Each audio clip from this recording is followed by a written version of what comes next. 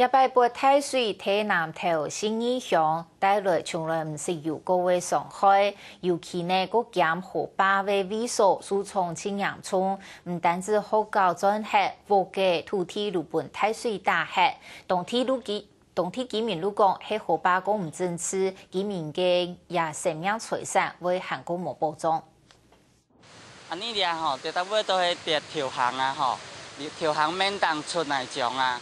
規海送下來，送到啊呢啲木下背，規海啲大尾斷水斷起來啊，啊水轉係割出去㗎，到規海連木帶攏割照去嘅。遠遠看過來，這條青遊蘭溪確實幾根本內石出境，難怪水流會改變方向，造成新義鄉新木村兩百個災難。唔單止龍華國小本太水打走，當天還有新義附近人家屋卡都冇咧。當到屋鐵基流皮一板，根本是唔得過帶人咧。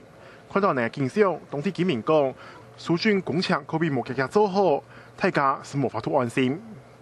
要殺手愛錢，而家冇錢冇人敢揸單，已經愛錢嘅。新義鄉14村嚟，啊，所有地方大部分都難聽，殺嘅啲人多嗬，有啲人呢，人哋對呢個好倉啦，成個月呢對兩片嘅案啦，冇冇保障，所以講啦，地方嘛會做微執。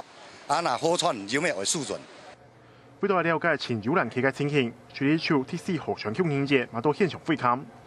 河川區講，條擺水條嘅部分係台體嘅新ям拿，竟然管唔到。不過，呢下河川區嘅管理範圍已經有增加，實做全盤嘅整齊規劃。